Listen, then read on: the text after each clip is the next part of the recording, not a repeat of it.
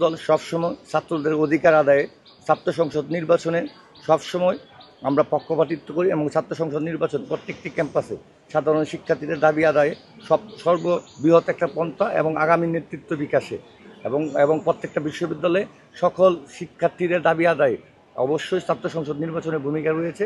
এবং আমরা জগন্নাথ বিশ্ববিদ্যালয় ছাত্রদল যতবারই আমরা দাবি দেওয়া দিয়েছি যকসু নির্বাচনের পক্ষে আমরা যকসু নির্বাচন দ্রুত বাস্তবায়নের জন্য আমরা কাজ করেছি, দাবি দেওয়া নিয়েছি এবং আমরা যকসু নির্বাচন যে টাইমলাইন দিয়েছে আমরা প্রশাসনকে অনেক ধন্যবাদ জানাচ্ছি।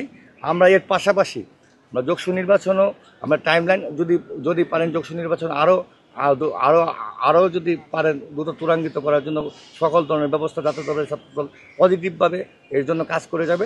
কিন্তু আমাদের যে ক্যাম্পাসে যে যমুনা ফিউচার পার্কে আমাদের জুলাই আগস্ট যমুনাতে আমাদের যে আন্দোলন ছিল সেখানে জুলাইয়ের 1 তারিখ থেকে আমাদের সম্পূরক ভাতা যেটা আমাদের শিক্ষার্থীদের প্রধান দাবি, ওই দাবিটা আমাদের প্রশাসন আমাদেরকে আশ্বাসের ভিত্তিতে আমরা এখান থেকে উঠে এসেছিলাম যে আমাদেরকে জুলাই থেকে আমাদের কার্যকরী করা হবে এবং শিক্ষার্থীদের আবাসন ভাতা হাতে তুলে দেওয়া হবে।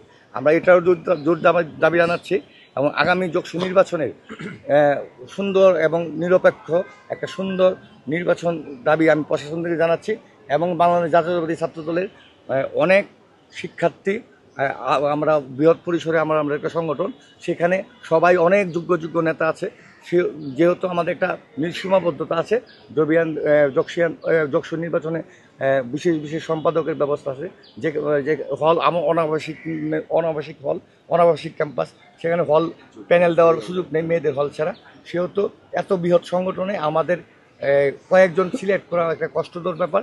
অবশ্যই আমরা আমাদের জগন্নাথ বিশ্ববিদ্যালয়ের বৃহৎ ছাত্র সংগঠনের প্রতিনিধি যকসু যারা করবে অবশ্যই যোগ্য প্রার্থীদের দ্বারা আমরা আমাদের প্যানেল তৈরি করব।